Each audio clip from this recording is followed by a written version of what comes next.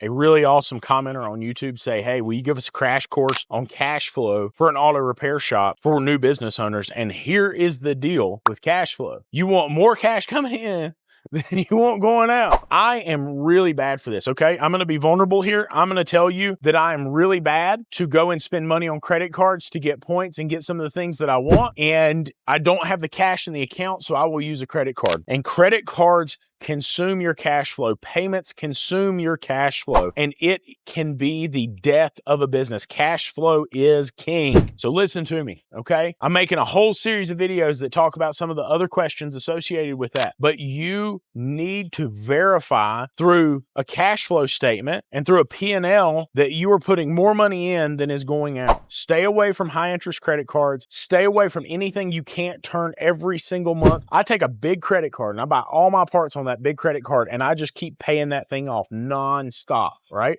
I just turn that thing constantly. It's got a ton of points on it, and I am just constantly moving that thing all the time, but it also limits me. I don't have these big supplier accounts where I've got 10,000 here, 10,000 there, 10,000 over here, 20,000, 40,000, 50,000. I'm monitoring my cash flow. I'm not on the Snap-on truck letting it eat up a chunk of my cash flow to go and repay some debt. I want to keep every single dime of cash I can internally. That's why you hear really, really smart business owners say, if I do not have the cash for it, I'm not buying it. That's exactly why they do that. They know that cash flow is the lifeblood of the business. The more cash you have in reserves when you need to buy something, when you need to do something, the cheaper it is to operate, because you have to think, if I put a ton of money on that card and I have to pay $400 a month in interest, that's just $400 that's getting thrown away. You're giving that money away. And so a lot of times we get into these situations where we are just literally throwing money away into the air like it's nothing for convenience. The credit card companies know that. The tool companies know that. Some of these vendors and suppliers that charge you these insane interest rates on your accounts